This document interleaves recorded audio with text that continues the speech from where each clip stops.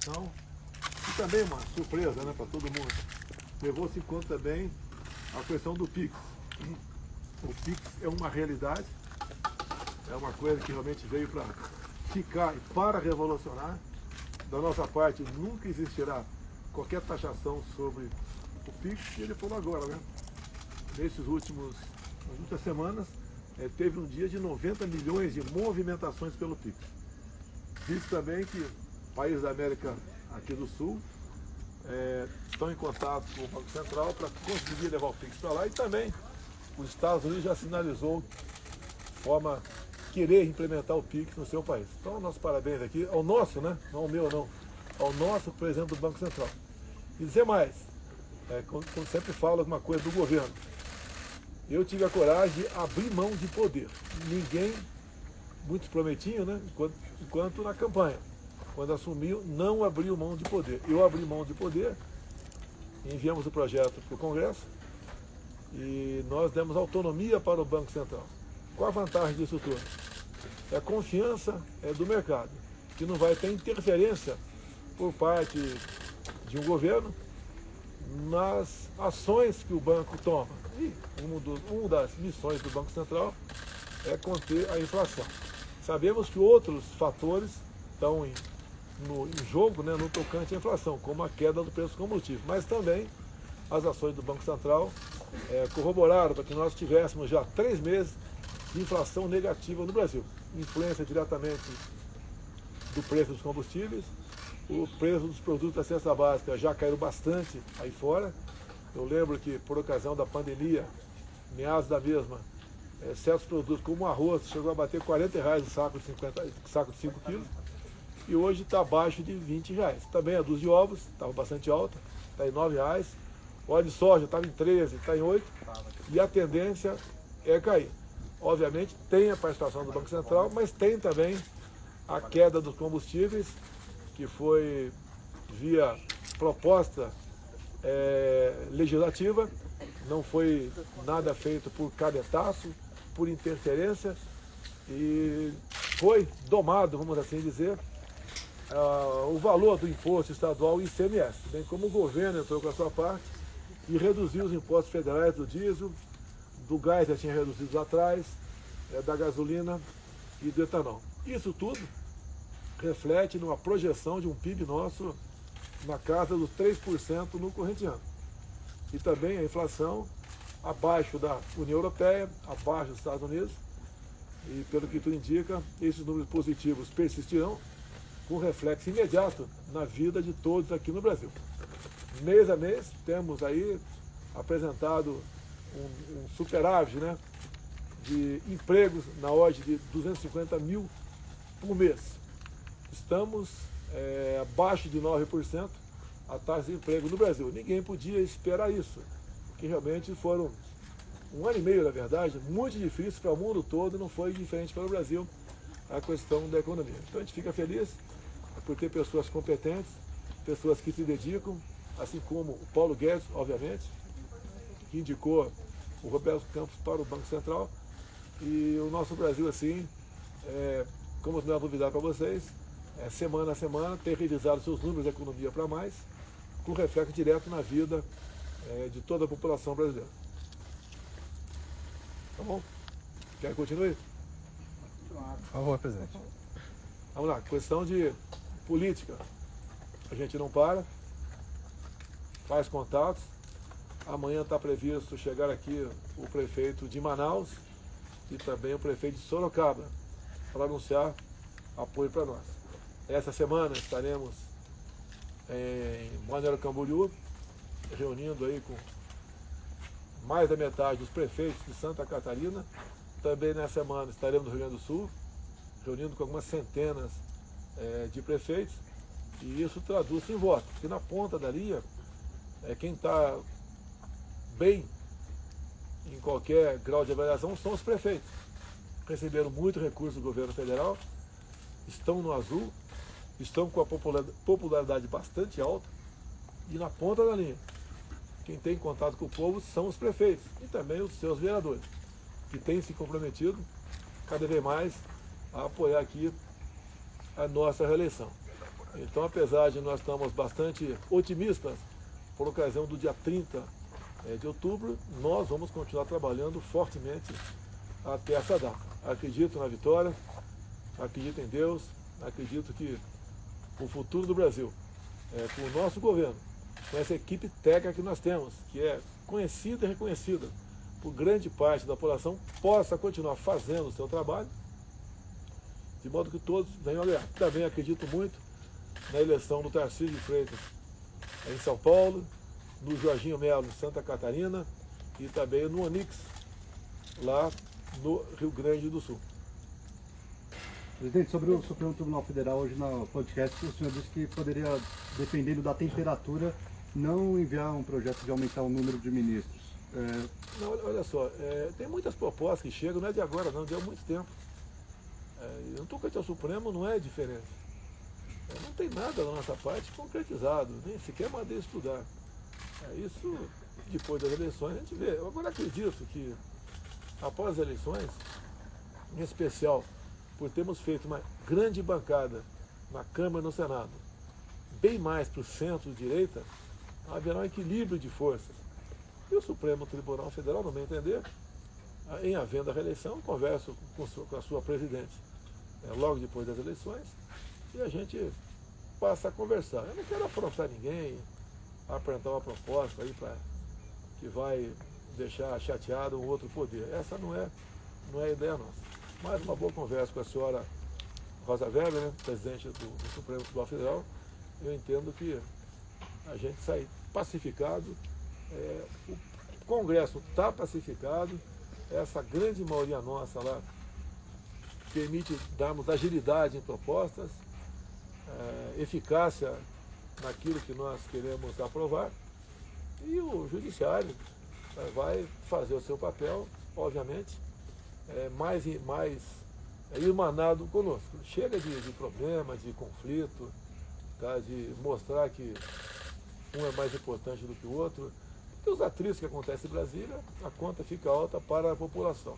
E o Brasil, no mundo, você pode ver, não é à toa que o presidente do Banco Central tem mais uma participação louvável, né, entre os demais presidentes de bancos centrais pelo mundo. Mostra cada vez mais a pujança do Brasil aí fora. Quem não quer se aproximar do Brasil com essa grande potência na produção de alimentos? Também essa grande potência, que será brevemente, na produção de energia limpa para nós e para o mundo. Quem não quer fazer turismo no Brasil, como tem subido bastante, segundo os relatos que eu tenho do Gilson, né, não reassumiu o Ministério, mas acompanha o que acontece lá, o turismo bastante aí simpático no Brasil. Hoje, fazer turismo na Europa, acredito que não está sendo tão atrativo como no Brasil. O Brasil tem tudo para dar certo, está dando certo, graças a Deus, e vai continuar agindo dessa maneira, se essa for a vontade de Deus. Hoje essa proposta de aumentar, então, o número de vagas do Supremo está descartada? Não fala descartada, nem sim, nem não. Eu deixo em aberto, não é prioridade, vamos assim dizer, não é prioridade. Como alguns têm falado, vamos criar mais um ministério ou não. Eu tenho compromisso com a FIENG, mas é das federações de indústria, outras, né, de recriar o Ministério da Indústria, Comércio e Serviços. Já conversei com o Paulo Guedes, eu não faço nada sem conversar com o respectivo ministro, e ele não se demonstrou desfavorável a isso. Então essa possibilidade é bastante concreta, esse novo ministério. Presidente, e sobre ministros? O senhor já tem uma ideia de como você vai montar no eventual segundo mandato do seu ministério? Deve trazer alguns que já estiveram? Não, olha só, vários ministros foram eleitos, né? Tayara Cristina, Damares, o Jorge Seifer, secretário. A ideia nossa é conversar com esses ministros. Os suplentes estão perfeitamente alinhados com o respectivo ministro ou secretário. Então, se um deles quiser reassumir da minha parte, não tem problema, é continuidade do trabalho. Se bem que, ouso dizer a vocês, todos eles, né, à exceção da Flávia Arruda, que não indicou o teu executivo, na Segovia, Secretaria de Governo, foi que indiquei o Célio. Todos os outros, quem indicou foram os respectivos ministros. Então, está disponível a eles exceto, obviamente, o Tarcísio, né, que deve ser eleger prefeito, o Onix também. Os demais, se quiserem voltar ao governo, serão bem-vindos. Se quiserem continuar fazendo trabalho lá no Senado, também é muito bom para todos nós. Presidente, falando sobre apoios, o senhor espera conversar com alguém, algum nome expressivo do PSDB? Como é que está essa conversa com o partido? Olha, tem partido aí que liberou, né? O próprio MDB. Eu talvez converse com o Temer, já chegou no Brasil de volta, se não me engano aí. Talvez converse com ele, já conversei por telefone. Ele não falou que vai me apoiar. Ele falou que não vota em candidato que queira destruir o seu legado. Qual é o legado dele?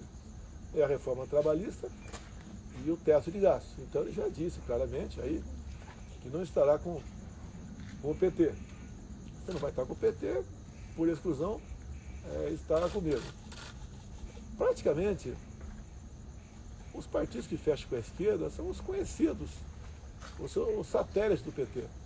Por lá de cá, do PSDB, várias lideranças do PSDB já sinalizaram apoio para a gente, né? Ou liberaram os seus prefeitos, seus governadores, e a grande maioria tem demonstrado que estarão ao nosso lado.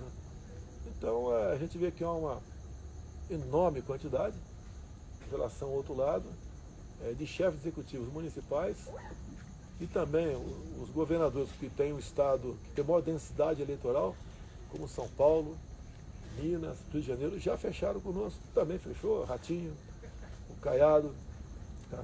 Os dois mais ao sul ali, os estados mais ao sul, os dois, temos candidatos que disputam a eleição, obviamente estão fechados conosco.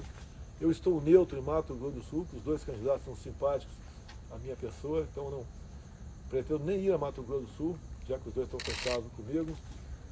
Mato Grosso, o Mauro Mendes esteve aqui, ganhou o primeiro turno. E os demais estados que está o PT de um lado e o outro partido do outro, a gente fica junto com esse outro lado, né? Porque nós não temos qualquer interesse em entrar, ser favorável a uma disputa estadual onde tem alguém do PT. O PT é sinônimo de destruição da nação, como diz o próprio Zema. O PT quase destruiu Minas Gerais ao longo de sua gestão. Assim como o PT quase destruiu o Brasil também com a sua gestão.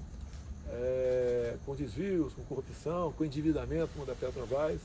E quando isso acontece, quem paga a conta na ponta da linha é o povo, que fica com menos dinheiro para outras coisas, como saúde, educação, segurança.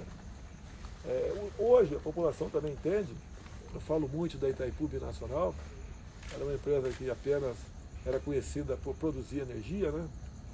E de repente conosco, dado ao presidente, aos diretores que botamos lá, começaram a participar. Concluiu-se a segunda ponte para o Paraguai, num vão de 500 metros. Se fez a extensão do aeroporto de Foz do Iguaçu. Falta pouco para ser certificado a nova pista e aviões de qualquer tonelagem do mundo todo vão passar a pousar lá e não mais em outro país ali do lado. Isso reflete em ocupação, por exemplo, da rede hoteleira do lado do Brasil. Nós também, nessas questões aí de Foz do Iguaçu, né, Itaipu Binacional, já tem a terceira ponte, lá de Porto Murtinho, em andamento. Concluímos o asfaltamento da boiadeira. Ou seja, os Correios, né, que davam prejuízo, esse ano paga dividendos para os seus funcionários. Então, só tem notícia boa, dada a forma como eu tive, com todo respeito, né, coragem de montar o Ministério, porque não faltaram pressões para que, da forma como era feito no passado, essas indicações, né, tivesse um viés político partidário. Então o governo está indo bem. Hoje o Legislativo cada vez mais está alinhado conosco. Eu agradeço ao Legislativo, em especial desde quando o Lira assumiu, muita coisa foi para frente. E nós sabemos que quem conduz o Brasil é o Executivo e o Legislativo. E estamos realmente muito bem. Se Deus quiser, começaremos uma tremenda lua de mel a partir de fevereiro do ano que vem, quando essa nova bancada, com aqueles que foram reeleitos, assumem os seus postos lá na Câmara e no Senado. Com essa bancada, ô presidente, quais serão suas prioridades no segundo mandato aí? Olha, nós vamos querer mexer na questão de, por exemplo, da redução da maioridade penal. A grande maioria da população é favorável à redução da maioridade penal. Eu acredito que essa pauta seja possível a gente fazer, porque inibe aí marmanjos de 16, 17 anos cometer crimes aí fora, com a proteção do Estatuto da Criança e Adolescente. Quero lembrar que há algumas décadas o jovem prestava o serviço militar obrigatório com 17 anos. E nós evoluímos. Hoje um jovem de 16, 17 anos sabe muito bem o que está fazendo. Vai ter um apoio até da garotada nisso aí, porque eu acredito que 99% da garotada é de bem. Vão poder tirar a sua carteira nacional de habilitação, vão poder exercer atividades como exerce um adulto. Tem muito jovem com essa idade que é plenamente responsável. E nós devemos, aquelas pessoas que não agem na forma da lei, fazê-las se enquadrar. Como diz o Caiado aqui, né? No meu estado, bandido muda de profissão ou muda de estado. É isso que nós queremos.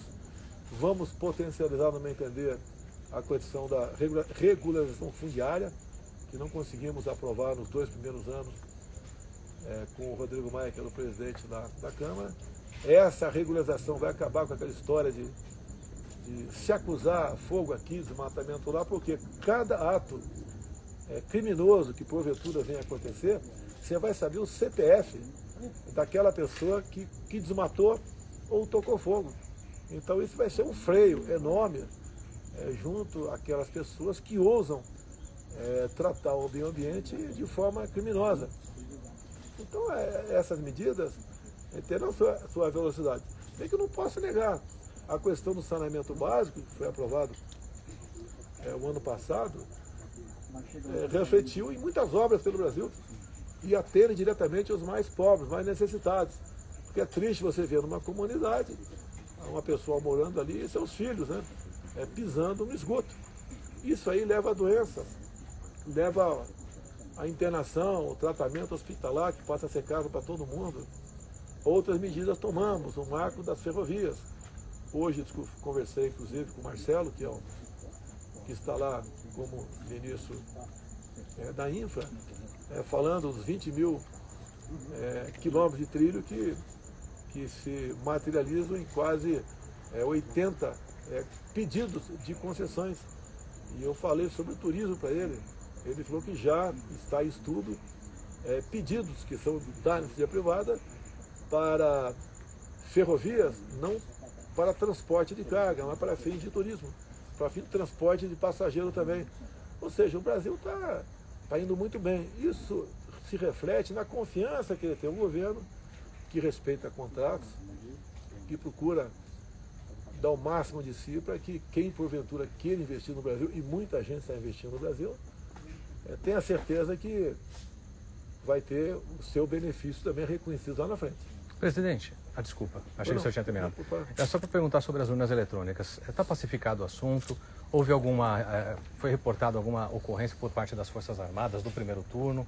Como é que está a expectativa do senhor em relação a isso? Isso eu deixo inteiramente na mão do ministro da Defesa, Paulo Sérgio. Ele foi convidado a integrar a Comissão de Transparência Eleitoral, fez o seu trabalho, o Comando de Defesa Cibernética, e tem gente que trabalhou antes, durante e no momento. Trabalha em cima disso também. As informações que eu tenho é que qualquer sistema informatizado, nunca você vai ter uma garantia 100% de confiabilidade. Tá? O ideal que eu tenho ouvido falar, deixa para o futuro, nós voltarmos o voto impresso, mas deixa bem claro, deixa para o futuro isso aí, porque assim se evita qualquer suspeição de possível manipulação. E é horrível você, num país como o Brasil, um lado ou outro, duvidar de qualquer manipulação eleitoral. O Brasil é um país de primeiro mundo, no meu entender, um país que tem uma projeção nacional enorme, e a questão das eleições é o norte da nossa vida aqui. Nós temos que ter confiança 100% nas urnas, e assim sendo, quem porventura ganhar a eleição em qualquer lugar, se evita, né, que se comente algo nesse sentido. Agora, a desconfiança, a tentativa de aperfeiçoar, no meu entender, isso é bem-vinda, venha de onde vier. O senhor acredita que antes do segundo turno possa ter segurança sobre a lisura das urnas? Olha, eu repito, deixo lá com o general Paulo Sete responder isso aí. Se vocês quiserem uma coletiva com ele, eu posso nós queremos. ligar para ele e ver da sua vontade, né, e disponibilidade para tratar do assunto. Da minha parte, não tem problema nenhum. Eu prefiro que ele trate do assunto, porque ele está sob o comando dele, o comando de defesa cibernética. Vamos dizer, um batalhão de pessoas, né, perfeitamente habilitadas, qualificadas, como qualquer exército do mundo sério tem. Porque a guerra das informações, o sigilo da sua correspondência, isso é vital para qualquer operação. Só foi, pessoal? Você foi educado hoje, hein? Presidente, onde foi? Quase convido para tomar um café. Qual que foi o aniversário que você foi hoje? Pode chamar. Eu fui do capitão Cordeiro. Ah, É um grandão, hein, que faz parte da minha segurança. Eu conheço desde terceiro sargento no Exército. Foi meu colega da Brigada Paraquedista. E é uma pessoa bastante discreta e me dá tranquilidade quando ele, entre outros, né, quando ele viaja comigo. Inclusive, chegamos lá, eu saí daqui, estava 0-0 São Paulo e Botafogo. Ele é botafoguense. Me desculpe a torcida de São Paulo aí, mas eu acabei dando sorte lá pro Cordeiro que o Botafogo ganhou de 1-0. Presidente, aproveitando as lives do senhor está fazendo aonde, presidente? Na Pode questão falar? de live, hoje eu não fiz live, hoje eu fui entrevistado, como fui com vocês ali dentro, né? Tá. Eu vou falar, as lives estão sendo feitas na casa do Capitão Cordeiro. Tá? Agora, você pode ver, a despesa que eu tenho para deslocar, me ajuda aí, quantos carros? 10 carros, pessoal? Numa live, De 8 carros. 8 carros, quantas pessoas, somando van, etc. São de 20 a 30 pessoas. Então é uma despesa enorme que a gente tem. E por não fazer, eu fico chateado, porque é quase com desrespeito com o chefe do executivo, porque aqui é a minha casa enquanto for presidente da República. Eu não posso morar aí fora, imagina morar num apartamento aí fora, o transtorno que daria para todos os outros moradores, com vários seguranças lá, porque teriam que fazer a segurança, porque é obrigação deles, né, definir lei, cuidar da minha vida. Então acho que isso é uma coisa menor, que não soma nada. Lamento a decisão do TSE nesse sentido, mas está cumprindo a determinação deles. Presidente, o senhor pretende conversar com a senadora Mara Cabrini? Já fez contato com ela? Olha, ela tem falado que jamais votará no Lula, e tem falado, né? E não é de hoje. Eu fui parlamentar com ela, eu já vi falando lá que se o Lula não pagasse 10 milhões para o Conan Tito, né, ele acabaria falando que o Lula teria sido o mentor da morte do Celso Daniel. Então é isso que eu tenho dela. É uma pessoa importante, é uma senadora da República. Obviamente tem senadores que estão comigo, tem meu filho também. Se conversa com ela. Né? Se ela der um sinal positivo, tenho o maior prazer de conversar com ela. E se ela quiser apoiar, eu agradeceria. Mas é uma decisão muito pessoal dela. Selva. Selva. Obrigado, presidente. Obrigado. obrigado, presidente.